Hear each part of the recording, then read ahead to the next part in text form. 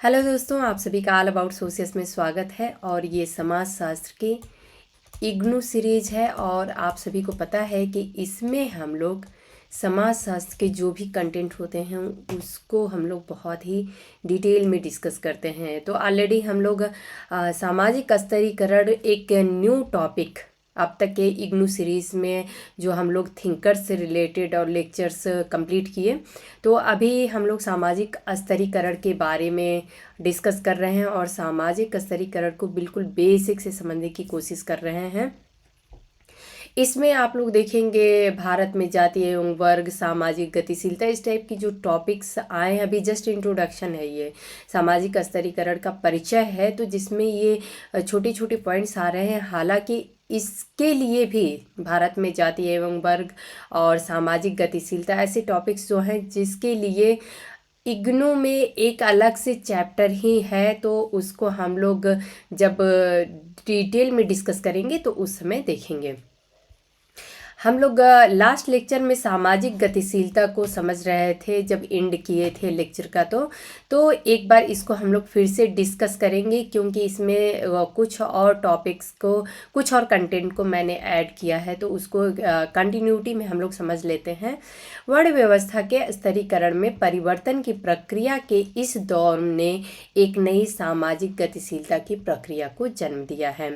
सामाजिक गतिशीलता को इससे राज्य की नीतियों से सीधे जोड़ा और इसने सामाजिक आंदोलनों में राजनीतिकरण के तत्वों को शामिल किया, जिसमें व्यवस्था पीछे नहीं मुड़ पाई है। यह प्रक्रिया स्वतंत्रता के बाद भी बढ़ती रही, हालांकि उसमें कुछ बदलाव अवश्य आया है।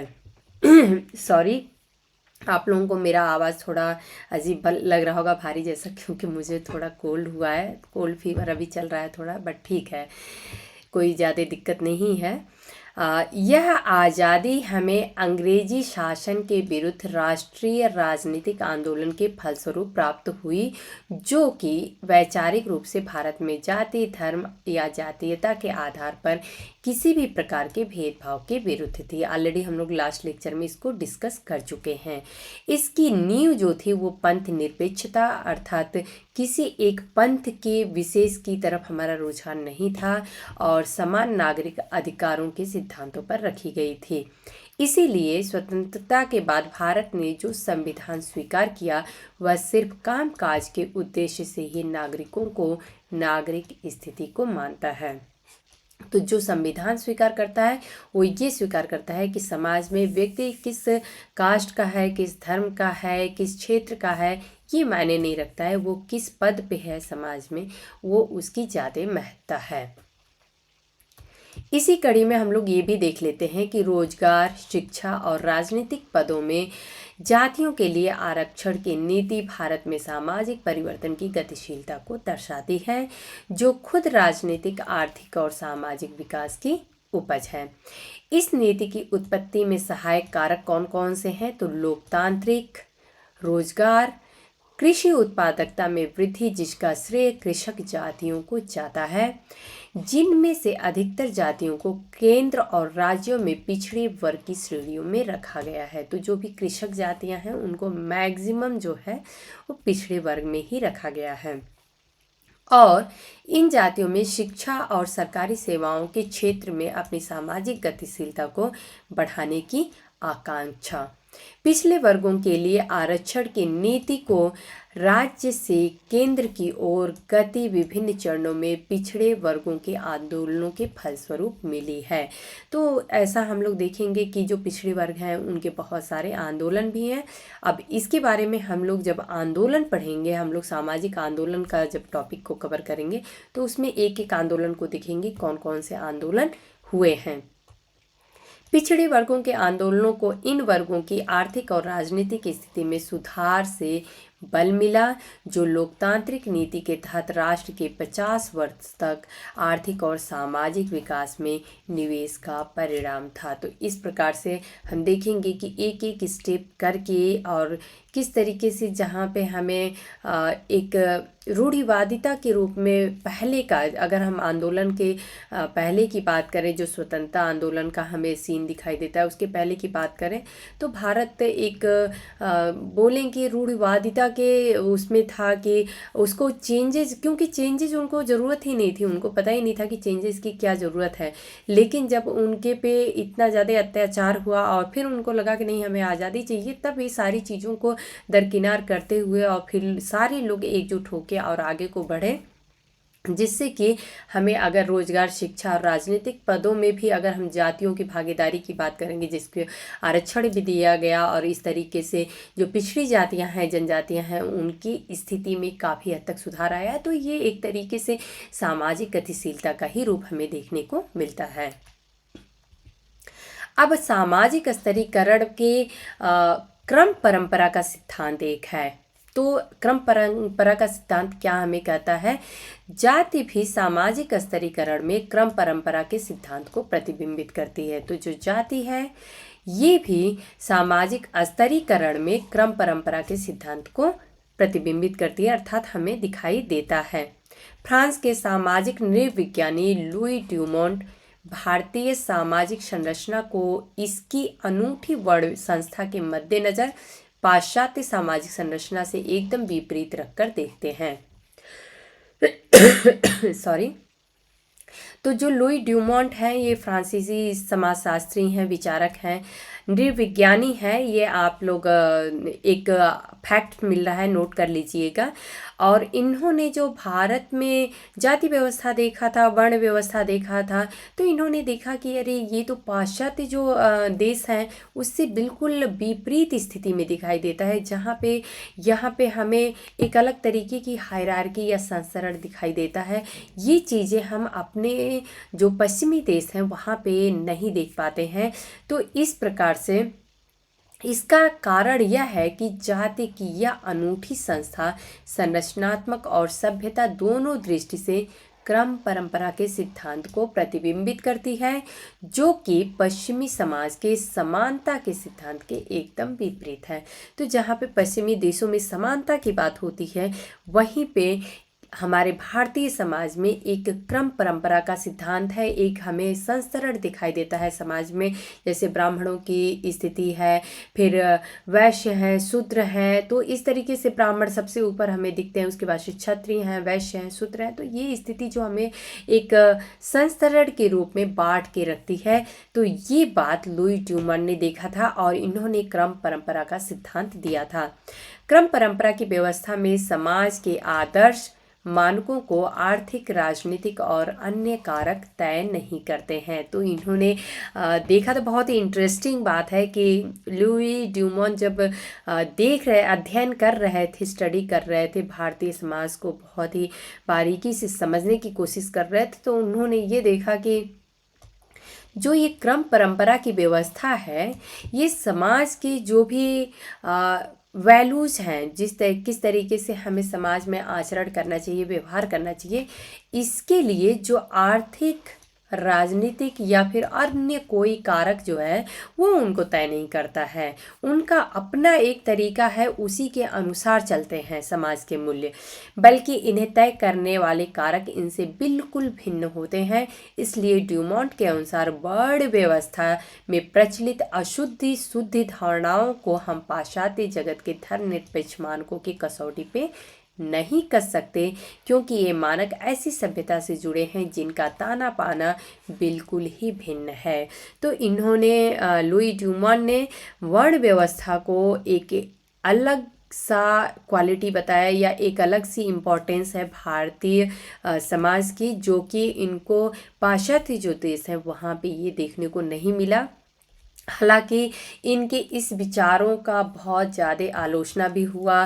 भारतीय हमारे समाजशास्त्री रहे हैं, उन्होंने भी बहुत ज़्यादा आलोचना किया है और उन्होंने कहा है कि लुई ड्यूमोंट ने शायद भारतीय समाज को सही तरीके से नहीं समझ पाए थे, क्योंकि ऐसा नहीं होता है कि जो आर्थिक या राजनीतिक कारक हैं वो प्रभावित नहीं करते हैं समाज को, वो भी करते हैं। लेकिन लुई ड्यूमोंट ने सिर्फ एक ही पक्ष को देखा है, अन्य पक्षों को अनदेखा कर दिया या दरकिनार कर दिया है। तो उनकी आलोचना भी हुई है। सॉरी, अवधारणा और सिद्धांत संबंधी कुछ और भी मुद्दे हैं, उसको हम लोग देख लेते हैं। तो सबसे पहला हम लोग वेबर का नज़रिया देख लेते हैं कि आखिर में वेबर ने सामाजिक स्तरीकरण के बारे में क्या कहा है। वेबर की अवधारणा और सिद्धांत संबंधी नज़रिया मुख्यतः व्याख्यात्मक और व्यवस्थापरक है।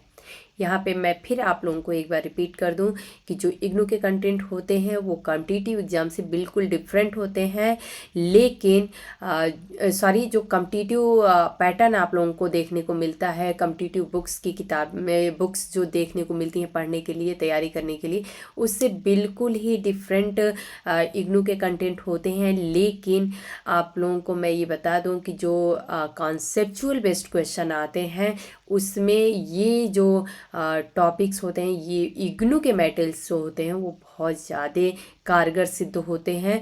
जैसे कि यहाँ पे सामाजिक स्तरीकरण में यदि वेबर का नज़रिया देखा जाए तो आप लोग यहाँ देख सकते हैं कि ये व्याख्यात्मक और व्यवस्थापरक है। अगर एग्ज़ाम में पूछ दिया गया तो आप लोग कंफ्यूज हो जाएंगे कि इसके बारे में तो हमने कभी कुछ पढ़ा ही नहीं है। इसलिए मैं बार बार कहती हूँ कि आप लोग सिर्फ कॉम्पिटिटिव मटेरियल्स पढ़ना इम्पॉर्टेंट नहीं है, बल्कि आप लोग समाजशास्त्र को समझने की कोशिश करिए। यहाँ पे आप लोगों को इग्नू के जो कंटेंट है वो डिटेल में मिल रहे हैं, आप लोग उसको समझा करिए और आप लोग इससे लाभ उठाइए। उनका मानना था कि सामाजिक प्रसंग को समझने और उसकी व्याख्या करने के लिए समाजशास्त्र में सैद्धांतिक विकास जो है वो आदर्श किस्म की अवधारणाओं के प्रयोग से ही किया जा सकता है। तो आदर्श किस्म का अर्थ, इसको आइडियल टाइप कहते हैं। तो आइडियल टाइप की बात करते हैं मैक्स वेबर, ये इनका की टर्म ही आता है। अगर मैक्स वेबर के हम कॉन्सेप्ट की बात करें तो आइडियल टाइप होता ही है। ये अवधारणाएं वास्तविकता को देखकर अनुभवजन्य आगमन पर आधारित नहीं होती है, बल्कि यह ऐतिहासिक व्यक्ति या ऐतिहासिक घटनाओं का एक कालावधि में किया जाने वाला एक काल्पनिक चित्रण है। तो आप लोग जब आइडियल टाइप की बात करेंगे तो उसमें भी वो आइडियल टाइप का मतलब वास्तविकता से कोई लेना देना नहीं होता है, बल्कि उसका लेना देना ये है कि विभिन्न समाजों में कुछ चीज़ें जो होती है वो कॉमन पाई जाती हैं, उन्हीं को उन्होंने आइडियल टाइप कहा है कि जिसको अगर हम ध्यान में रखें तो हम विभिन्न समाजों का सही तरीके से अध्ययन कर सकते हैं। तो ये ऐतिहासिक व्यक्ति या ऐतिहासिक घटनाओं का एक कालावधि में किया जाने वाला एक काल्पनिक चित्रण होता है, जिससे समाजशास्त्री अपनी व्याख्यात्मक समझ से अवधारणाओं की रचना करता है। तो ये आप लोगों को की टर्म्स दिखते हैं। व्याख्यात्मक समझ की बात मैक्स वेबर करते हैं। इसलिए आदर्श किस्म की अवधारणाएं वास्तविक में नहीं होते, हालांकि यह वास्तविकता के एक निश्चित समझ से ही निकले होते हैं। तो मैं आप लोगों को ऑलरेडी कह चुकी हूँ कि जो आइडियल टाइप्स होते हैं वो उसका वास्तविकता से लेना देना नहीं होता है, लेकिन वास्तविकता की ही एक उपज होती है, क्योंकि उसी से हम आइडियल टाइप्स को निकालते हैं। सॉरी, यह आदर्श तो होती है मगर मानकीय न होकर चिंतनात्मक या मानसिक रचनाएं होती हैं। तो जो आइडियल टाइप्स होती हैं ये आदर्श तो होती हैं, अर्थ क्योंकि विभिन्न समाजों में एक जैसी पाई जाती हैं तो आदर्श तो होती हैं, मगर इसका कोई स्टैंडर्ड नहीं है कि हाँ विभिन्न समाजों में बिल्कुल एक जैसी ही पाई जाएगी। तो यह एक बल्कि चिंतनात्मक या मानसिक रचनाएं होती हैं। वेबर का मत है कि समाजशास्त्रीय सिद्धांतों का व्याख्यात्मक महत्व तो है, मगर उसमें सामान्यीकरण की नियम जैसी शक्ति नहीं है। तो इन्होंने कहा है कि समाजशास्त्रीय जो सिद्धांत है उनमें व्याख्यात्मक महत्व तो है इनका, लेकिन उनमें सामान्यीकरण अगर करना हो किसी जब हम जैसे कि फिजिक्स या केमिस्ट्री की बात करें तो सामान्यीकरण यानी कि जनरलाइजेशन करना, यानी कि जो बातें हर जगह एक जैसी ही लागू होती हों। तो इन्होंने कहा कि व्याख्यात्मक महत्व तो है समाजशास्त्रीय सिद्धांतों का, लेकिन सामान्यीकरण के नियम जैसी कोई शक्ति नहीं है इसके अंदर। इसलिए सामाजिक स्तरीकरण के उनके सिद्धांतों को इसी रूप में लिया जाना चाहिए। उनका सिद्धांत एक कालावधि में सामाजिक स्तरीकरण के सिद्धांतों के प्रकटन की तुलनात्मक समझ पर आधारित है। यह पद्धति और परिवर्तन की प्रक्रियाओं के रूप में सामाजिक स्तरीकरण को समझने में यह सिद्धांत जो है वह बड़ा ही सहायक रहा है। सॉरी।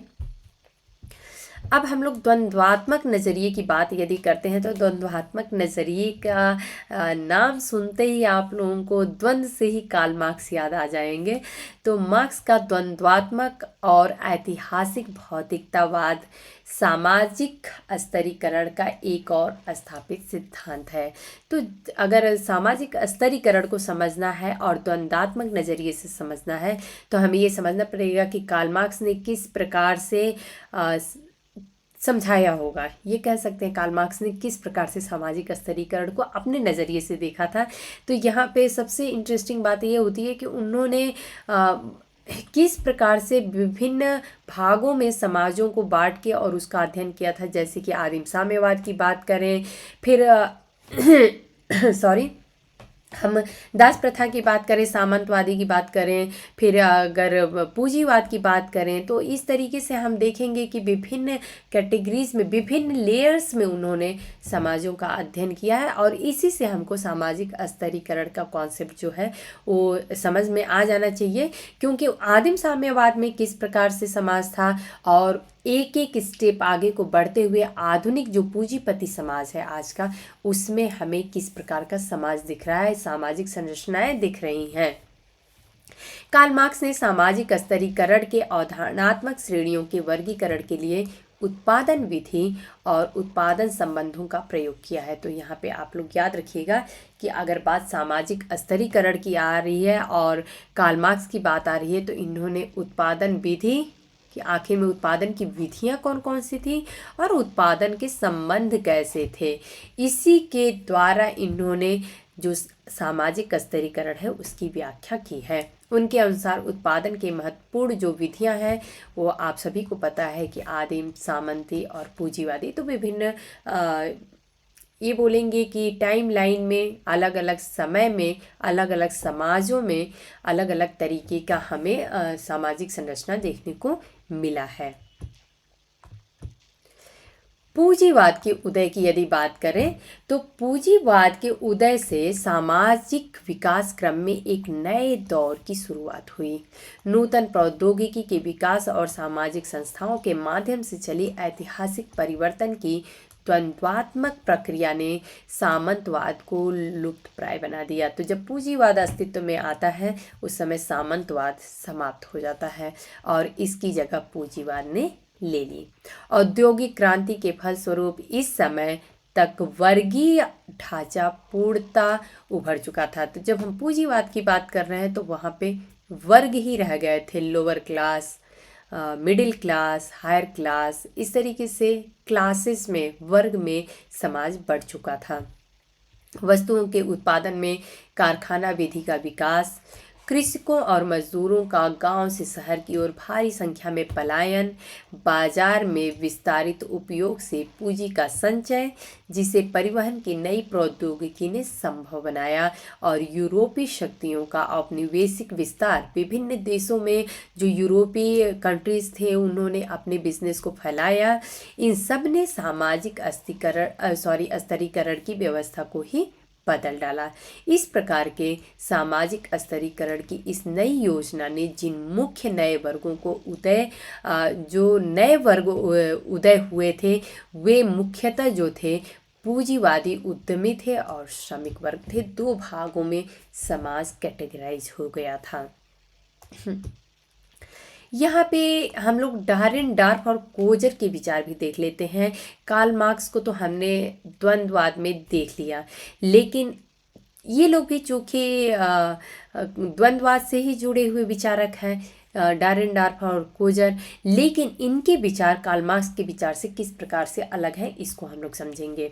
डारेनडॉर्फ और कोजर उन पश्चिमी समाजशास्त्रियों के उदाहरण हैं जो अंतर्द्वंद की सार्वभौमिकता को सामाजिक स्तरीकरण के हर रूप में स्वीकार करते हैं, लेकिन ये समाजशास्त्री इस द्वंद्व को वर्ग संघर्ष और सर्वहारा क्रांति के सिद्धांत से जोड़ने के बजाय सामाजिक तंत्र में विद्यमान संस्थागत विसंगतियों के रूप में देखते हैं। तो ये जो है एक बहुत ही मेजर और बहुत ही फाइन डिफरेंस है कार्ल मार्क्स के विचार में और डारेंडॉर्फ और कोजर के विचार में। कार्ल मार्क्स जहाँ पे वर्ग संघर्ष की बात करते हैं, सर्वहारा क्रांति की बात करते हैं, डारेंडॉर्फ और कोजर ये कहते हैं कि हमको उसको नहीं देखना है, बल्कि हमारा जो सामाजिक तंत्र है, हमारा जो सोशल सिस्टम जो दिख रहा है हमें, उसी में जो संस्थागत विसंगतियां हैं, अर्थात सिस्टम में ही जो कमियां हैं, उनको ये देखने की ज़्यादा कोशिश करते हैं, उस पर ज़्यादा जोर देते हैं। इन समाजशास्त्रियों के अनुसार द्वंद्व हितों में परस्पर वैमनस्य और ऊर्ध्व सामाजिक गतिशीलता प्राप्त करने के प्रयास में समाज एक स्तर द्वारा दूसरी स्तरों के ऊपर सत्ता, अधिकार या शक्ति के प्रयोग से उत्पन्न होता है। इसलिए यह द्वंद्व सामाजिक स्तरीकरण के व्यापक व्यवस्था के आंतरिक गतिशीलता को दर्शाता है। तो ये जो डारेंडॉर्फ और कोजर ये ऐसे विचारक हैं जो कि आंतरिक गतिशीलता की बात करते हैं, ना कि बाह्य गतिशीलता की बात करते हैं, बल्कि यह द्वंद्व स्तरीकरण के पूर्ण प्रतिस्थापन की ओर अभिगमन, जैसा कि मार्क्स ने कहा था कि क्रांतिकारी विधियों से सामाजिक व्यवस्था में परिवर्तन का द्योतक नहीं है। तो जैसा कि इन्होंने कहा था कि हम परिवर्तन जो लाएंगे समाज में या सामाजिक व्यवस्था में, वो क्रांतिकारी तरीके से लाएंगे। तो इन्होंने कहा कि ऐसा नहीं है। सामाजिक स्तरीकरण के ऐसे सिद्धांत जिन्हें द्वंद्व सिद्धांत की संज्ञा दी जाती है, ऐतिहासिक भौतिकतावाद के मार्क्सवादी नज़रिए को स्वीकार नहीं करते हैं।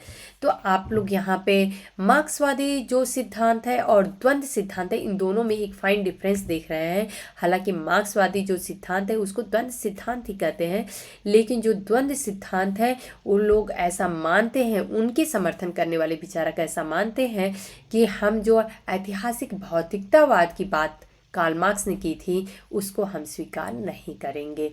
इस द्वंद्व सिद्धांत में सामाजिक क्रम व्यवस्था को जो धारणा दी गई है कि किस प्रकार से सामाजिक क्रम में विकास एक स्तर से दूसरे स्तर तक एक दूसरे के अंतर्विरोधों के कारण होता जाता है, वह इसकी द्वंद्वात्मक भौतिकवादी व्याख्या के बजाय इसके कार्यपरक दृष्टिकोण के ज़्यादा नज़दीक है। तो ये कुछ बेसिक डिफरेंस थे जो कि कार्ल मार्क्स के विचार और डारेंडॉर्फ और कोजर के विचार में है। प्रकार्यवादी सिद्धांत क्या कहता है, इसको हम लोग समझ लेते हैं। तो जैसा कि नाम से ही पता है प्रकार्यवादी सिद्धांत है, तो नेचुरल सी बात है कि ये सबको एक साथ मिल के सहयोग के रूप में आगे बढ़ने की बात करेगा और इसमें ये सामाजिक स्तरीकरण की बात करेगा। सिद्धांत सामाजिक स्तरीकरण के अध्ययन में यह सिद्धांत विशेष रूप से अमेरिकी समाजशास्त्रियों में बड़ा प्रचलित है। तो ये आप लोग ध्यान रखिएगा।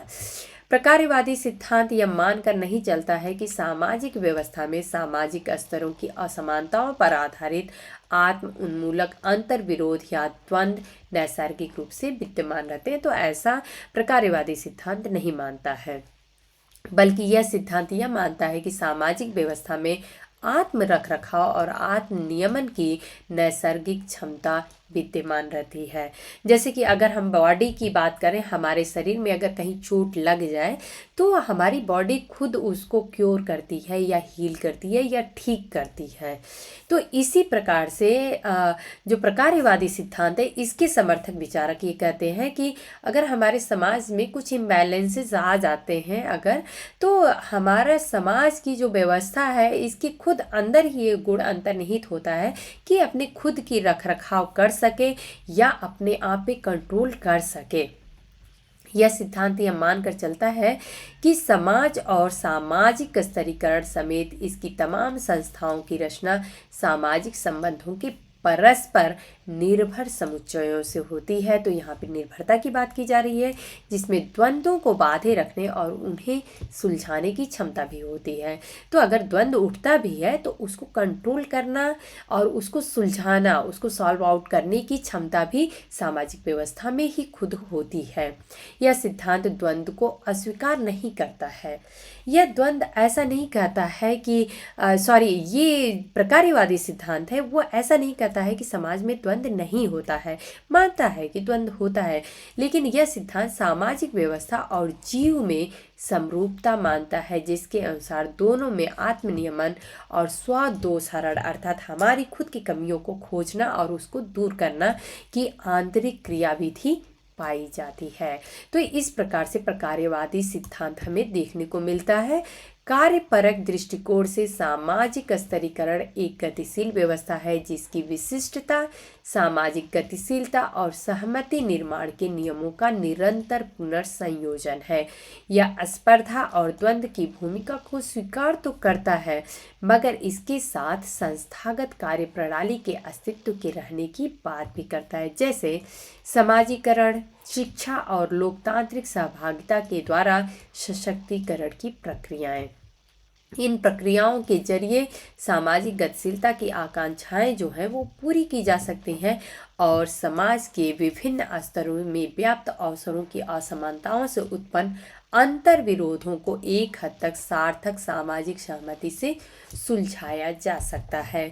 तो ये जो है प्रकार्यवादी सिद्धांत कहता है कि समाज में कुछ अंतर विरोध भी है, तो भी समाज में खुद ये गुण अंतर्निहित होता है कि उन सारे प्रॉब्लम्स को सुलझा ले अपने स्तर पे ही। तो उम्मीद है दोस्तों कि आज का लेक्चर आप लोगों को समझ में आया होगा और इसी कड़ी में और भी सामाजिक स्तरीकरण से जो जुड़े हुए इम्पॉर्टेंट टॉपिक हैं उनको हम लोग डिस्कस करते रहेंगे। तो यदि आप लोगों को मेरे लेक्चर्स पसंद आते हैं तो आप लोग लाइक किया करिए, कमेंट करके हमें बताया करिए, अपने दोस्तों में शेयर किया करिए। धन्यवाद।